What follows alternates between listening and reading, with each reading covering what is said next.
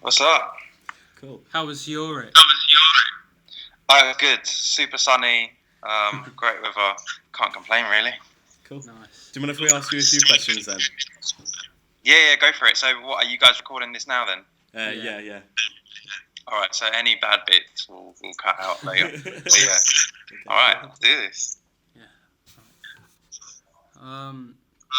What is it like working with your friends on a daily basis, such as the Sidemen and EXO? Working with someone that you can get along is definitely, a good bonus to a job. I mean, if you're working with someone that you can't have a good relationship with and get along daily basis, you're gonna hate your job, and eventually you're gonna look for something else. If you want to make your life better. So, as an example, I used to work at a phone shop. I used to sell phones every weekend, to sort of get me through uni. Eventually, Eventually, I ended up hating the place. Not hating. I think that's a strong word. I felt time to move on, and I didn't want to be in that position anymore. So I made that switch gradually, and you just sort of learn to develop yourself. Yeah, you just try to sort of develop yourself and work with better people, I guess. So I think it'll click naturally during the whole process. Okay, cool. How did you get into filmmaking in the first place then? It was back when camera phones started to be really good. So I had a Nokia N95. I don't know if you remember those kind of phones. Do you? Because I can't. No, but I can imagine, can't you? I'm ending this call right now. No, I'm joking. It was like a phone with the first 5-megapixel camera. Oh wow! And at that time, Jackass came out, like Jackass the movie, the first one.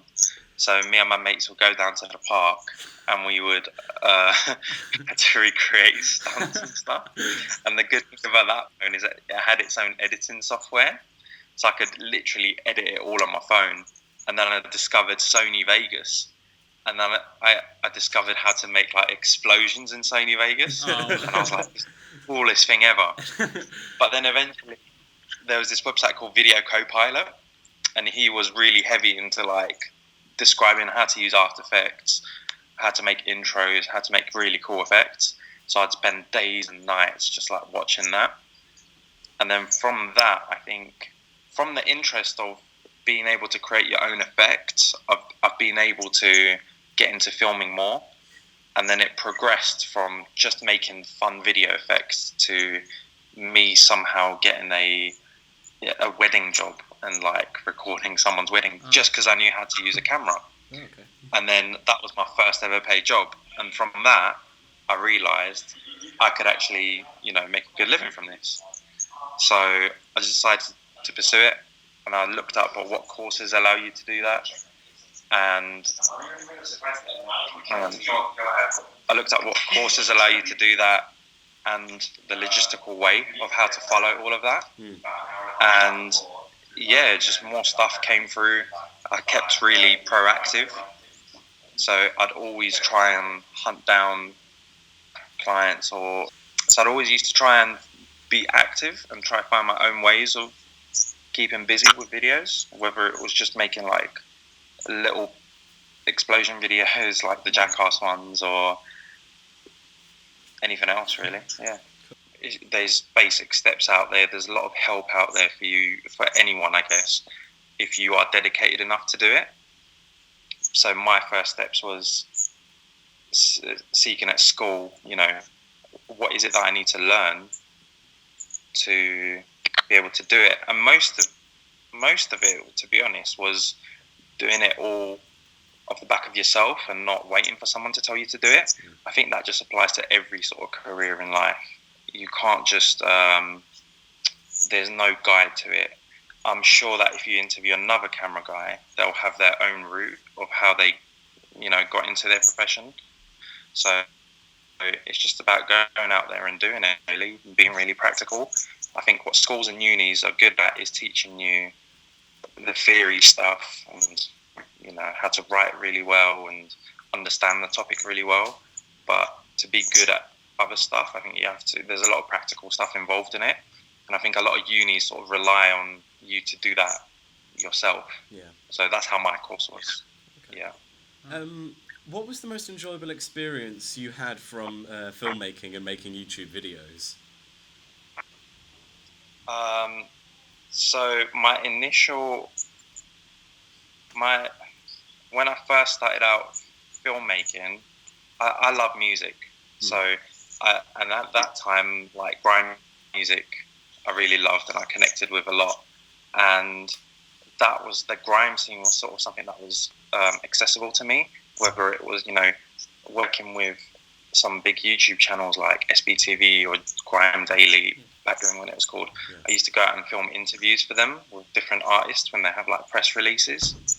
That helped me connect with my favourite artists, and those times were so enjoyable because I was so young and new to this whole filming stuff, and I was a big fan of these artists, and to be in the same room as them, recording them just meant so much to me. And then eventually from that I'd network with them and I'd say, oh yeah, I'll make videos, here's my card, and I had like a bunch of cards printed out. I think everyone just chucked them away, but it's still good to have them. Yeah. I managed to network around, and like my face was seen more around, so when you happen to network around, so around that circle that you want to get involved into, people see you more and more, they trust you more and more, you build up a relationship with them, and I think that's a very important fact of people trusting you and them knowing who you are, that you're not just some random guy that's just here, to take a picture with them on the day. You're there to want to take this further, and eventually, my goal was to make music videos with these artists, and it happened with a few of them. Lethal Bizzle, one of my favourites at that time, had a couple of interviews with him, and then he hit me up when I was at uni to make an actual music video for him. So I was like, wow. So that's that Rari workout, and I did a couple other little ones with him, and then my favourite one was that time I managed to get the video done with Skepta. So I'm still a big fan of him. Yeah. Don't know how it happened, don't ask me, but it happened. So I think if you have these thoughts in your mind of where you want to get to, eventually it could happen. Yeah. Fair enough. What do you remember from your first ever music video or YouTube that you ever directed? My first ever thing in terms of what? Just say, like the Rari workout video. What was that like being on the set with all those people? What were the most memorable pieces of it? Yeah. I'll talk about the Skepta one. I think the most memorable from that is the way I managed to get that job was crazy. So at that time I was working with a production company, and they work with agents that send video briefs from the labels. There's a big chain that you get passed down this brief from all these different people, and that brief gets spread around to a lot of directors. So I got the brief for Skepta and Kano music video, and I thought, wow, there's no way I'm getting this, because maybe like 20 other directors have got this as well, and they're writing all the stuff out. So I just decided to write out my video treatment, an idea of what I felt was right to his vision, because I was a big fan of him, and I followed like the progression of where he's heading to as an artist. I think that connected with him a lot, and we ended up having a meeting at the label, and it all went ahead. But before that, the Blacklist, like before any of this, when the Blacklisted album first came out, I was a big fan of the song, and I actually created a After Effects video of like what I could envision the track being. And I remember tweeting it out, and Matt Walker, he's like official director, and like he's Jamie's director, he's a badass director basically. He he tweeted that link to Skepta, and he was like, "Yeah, this is sick. I'm feeling it." So in our meeting, I brought it up. But oh, by the way, I'm that guy that made that video, and he's like, "Oh, perfect. This all connects. Like it's all like it's meant to be." And that felt really good, because it feels like, yeah, this is really. It's not just by accident I got here. It's like everything's linking up. And when the video shoot actually happened, it's still a very surreal feeling. It's like it felt like a big goal achieved. Yeah. Oh. So I don't know what my specific memories on set were. Yeah. But the whole process before the video, that's also a big part that plays in this whole career, I guess. It plays a big part in this whole, in the job. So it's not just being on set, it's the pre-work that goes into, winning a job, going through creative decisions and executing it. Oh, nice. Cool. What has been your favourite thing that you've filmed and edited? Would you say the music videos have been your favourite to work on? I also, when I was freelancing, I used to do videos for this ladies' fashion brand called Little Mistress. And those videos were really fun to work on because you're on set and you're working with a model and you have to make all the clothes and everything look like all really beautiful and cinematic. That's at least the aim that I was trying to get to. So I think those were also some of my favourite times when filming. You know what I do enjoy? Like my favourite stuff when I film or edit is it when I have a plan in my head and it actually works out. So say for example, that one video that I shot with JJ during the diss track season, I had a lot of things in mind of effects I want to do in the video. But we had such a small scale to execute the whole thing, so it was all really rushed. I didn't want to make excuses that I can't do this because there's not enough time. I just went out there and did this. One of my favourite effects was actually when he was like a little baby. So was dissing. He flew out his baby mama out to the UK, which is a big diss in it.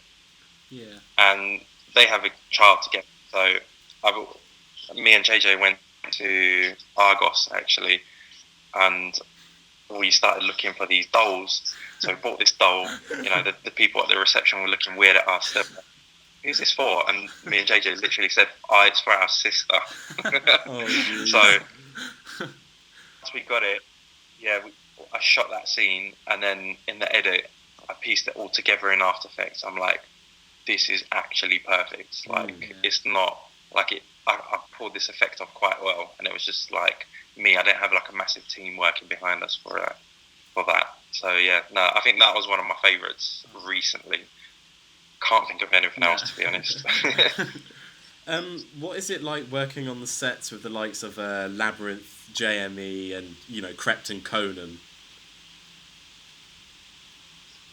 So again, for me, I feel like they're all big achievements because they're such big artists, especially Krept and Conan now. They're like rock stars now, aren't they? Yeah. Look what they've done. They've done so many tours. They've opened up their own food place now. It's just incredible things are happening. Initially, when I was young and I was just obsessed about just making video, it just felt very normal. It felt very.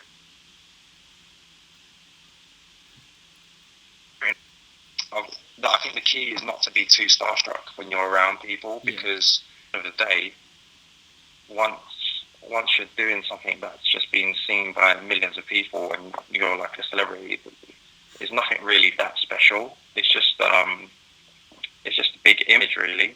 Like for me, I'd want to be seen as normal because I just still want to do. All I want to focus on is just work that I enjoy, and that hopefully others enjoy too. And having a lot of people watching it or being famous. It's just a bonus that what you're doing is getting appreciated. So I think, I was starstruck when I met Labyrinth. I'm not gonna lie. That was one of my first ever, videos that I got to.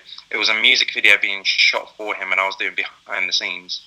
So I was just observing everything. It was my first time on set, so I think I was more nervous being in front of these big cameras instead of like the big artists, because that was my goal, to become that director that was on set, or that cameraman that was on set, because I don't want to be an artist.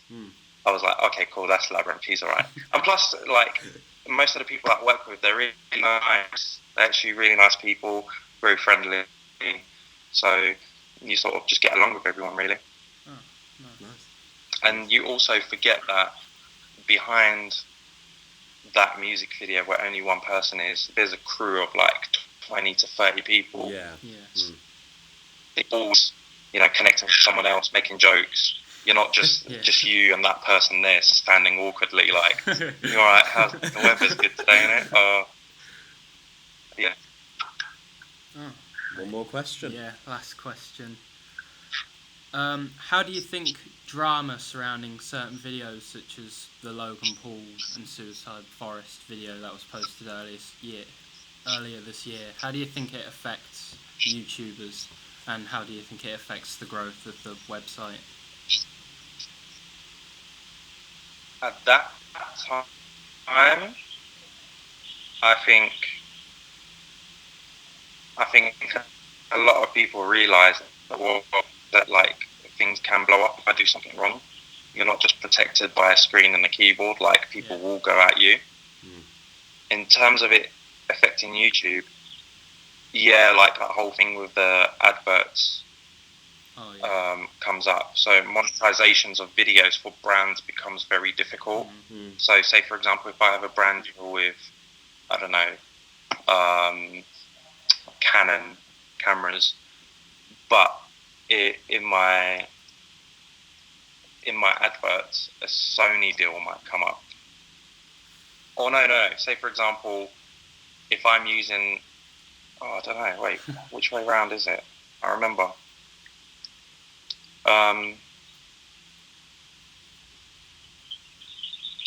There was a recent scandal about something, I can't remember. It was like, it was about politics. I can't remember, you might have to look this up. There was someone that had these political views, and then there was an advert about some other politician. So there's a conflict of, I think what the whole Logan Paul situation has done is limited YouTube on how well they can sell adverts with other companies.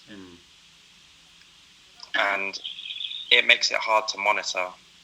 So a lot of brands will pull out of advertising with newer, accounts or YouTubers, and they'll rely on the more popular YouTubers who are brand safe to keep giving and selling them those adverts. So I think the whole Logan Paul situation may have affected, people who are new to the platform. Right. Okay. And also, I think to the other side, to the other generation who aren't as familiar with YouTube, they might dismiss current YouTubers to be complete twats. Because of so there's some good people out there. There's some people that give someone a bad image. But that happens in any industry, to be honest. God, and I think the new media are quick to attack this media because they don't know it much, and it's also a threat in the future. So I think it has affected it in a lot of ways, really. Yeah.